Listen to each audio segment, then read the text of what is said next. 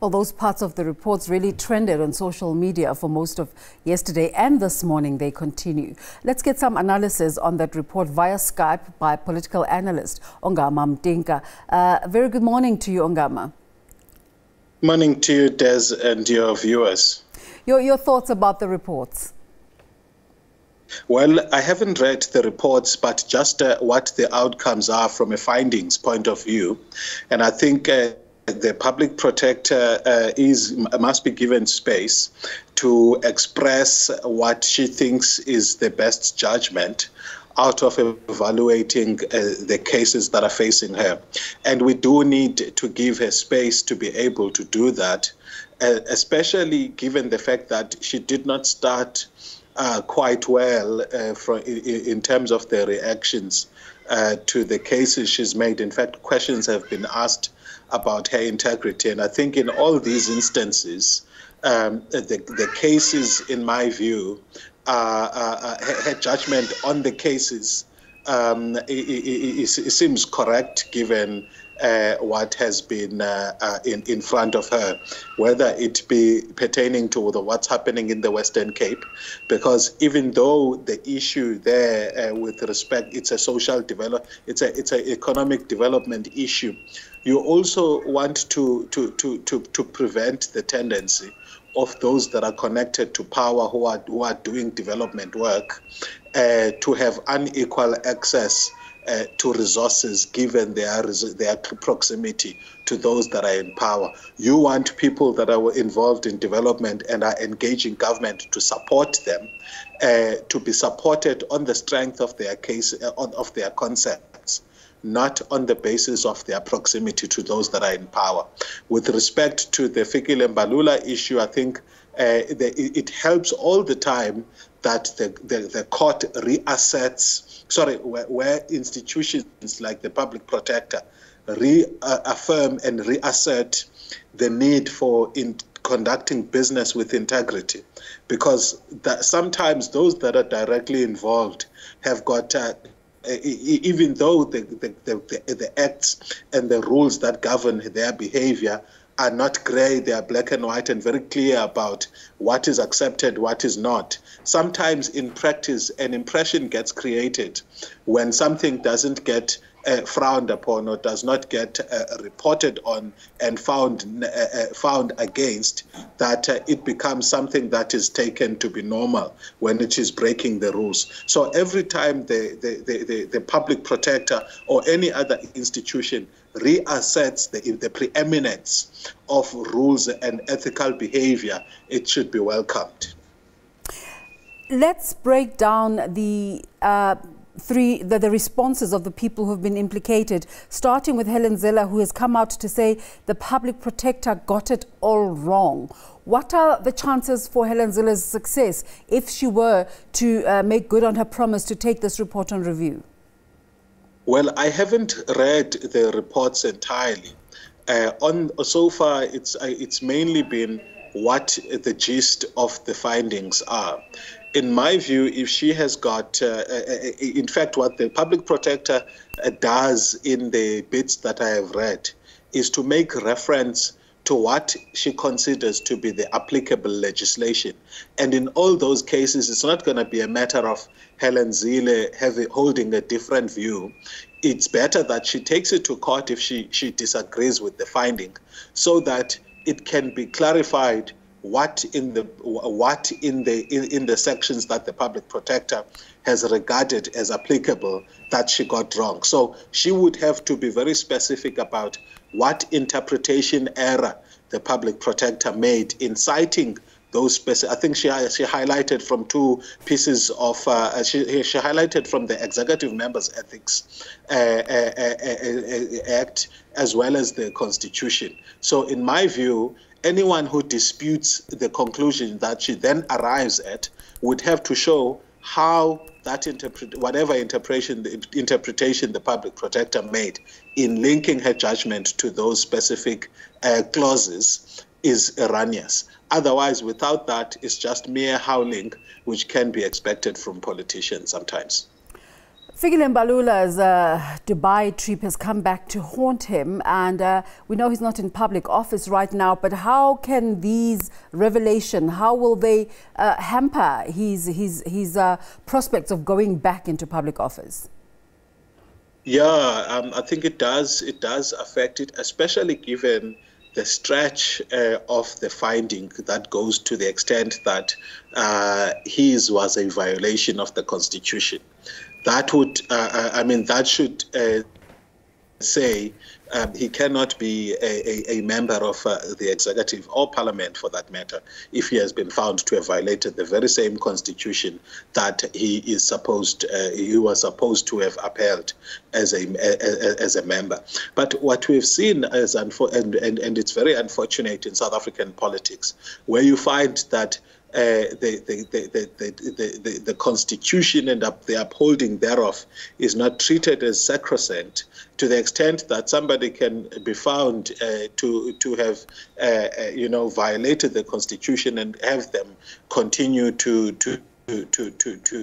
hold a significant office. So we hope that there's going to be correction going forward, that those things are not repeated. And again, I think I'm happy that the public protector did not only see this as an ethical issue, but as something that speaks against what the Constitution prescribes.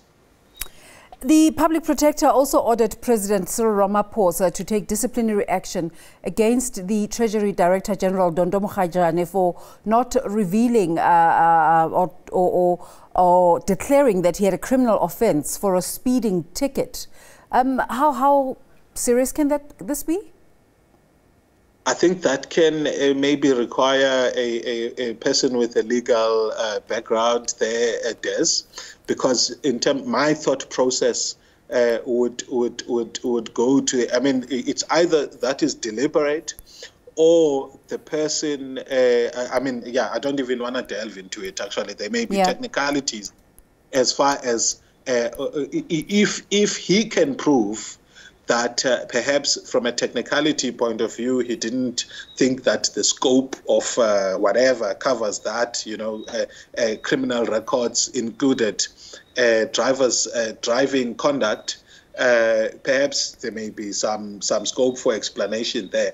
But if it went, if the driving matter went to the extent of maybe a conviction which results in a criminal record, there's no way he may not have known about it. But if he doesn't, I don't know what the specifics could be. We're speaking to political and economic analyst Ongama Mtimka, and he has graciously agreed to stay with us through as we navigate a few stories. But let's go on to another story. The managing director of the International Monetary Fund, Christine Lagarde, has urged South Africa to protect key institutions such as the Reserve Bank and the National Treasury. She was speaking after meeting President Cyril Ramaphosa on her first assignment in South Africa, which is part of a tour of African countries. Lagarde made it clear that she was not here to discuss or negotiate any IMF financial support for South Africa. I'm not here to discuss any kind of financial support or to negotiate any kind of program, and I have not received any request to that effect. So that's crystal clear, and I hope it puts to bed some of the rumors or noises that I have seen here and there about this particular matter. No, not at all. Your thoughts about the trip, Mr. Mtimka?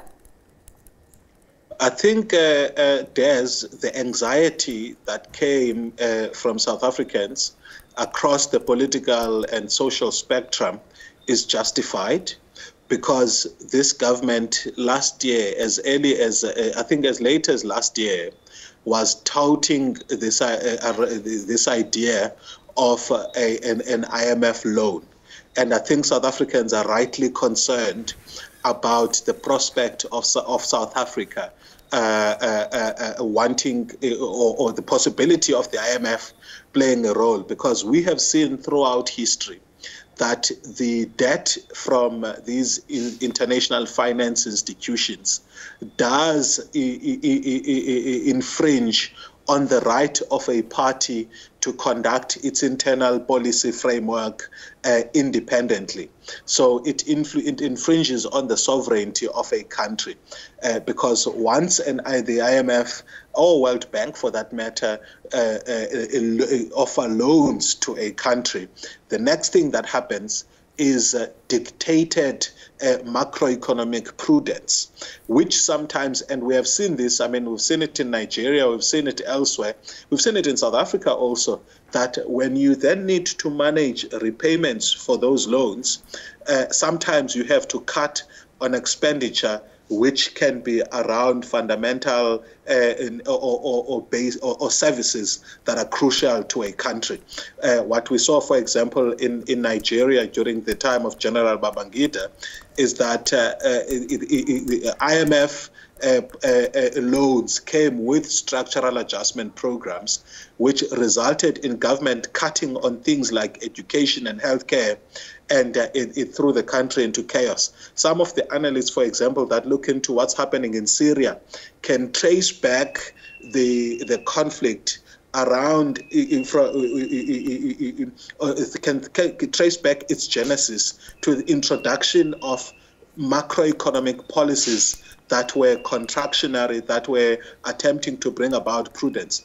I would much rather South Africa found ways to manage its finances in a way that ensures that over time we continue to reduce our debt to a GDP ratio without having to do so under the instruction of a foreign power who may not pay any sensitivities to local dynamics. But I'm happy that Christine Lagarde is quoted as having said that that was not part of the discussion.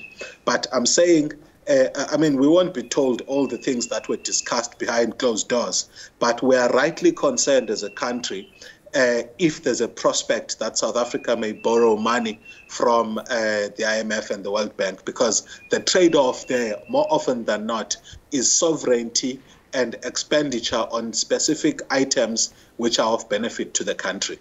I want to ask you two things in relation to what you've just said. In terms of sovereignty, what then differentiates a loan from the IMF or the World Bank as opposed to the touted financial pledges from countries like China? But also, when Christine Lagarde has come to South Africa as the leader of the IMF, and there is no talk of financial exchanges, what then is the significance of her visit here? Well, it's mentioned as a routine, I think, biannual Africa trip. I know that she's been here either last year or the year before last. And at the time, there was a whole lot of challenges around downgrades and all of those things. But to answer your other question, so my view, and this is why I've been very careful about this narrative that's created by those that are anti-West, that when we borrow money from the East, whether it's Russia or China, it is presumed to be better. I take exception to that view in the sense that people think that the imperial game is played differently depending on whether it's the East or the West that you are dealing with. My view, as we are beginning to see in Zambia with the takeover of the electrical utility there by a Chinese company, I'm not subject to correction actually, whether Zambia or Tanzania or Kenya, that the imperial game is played the same, whether the companies are from the East or the West, whether it's from former imperialists or wannabe imperialists. So we've got to be careful about foreign debt coming into the country, especially when it comes into strategic sectors such as, for example, energy and other utilities, and the national fiscus itself. When it's investments into private businesses, that's a different story. But when it's investments which end up holding a part or a department of the state ransom to a foreign power, that's where the challenge always comes, in my view.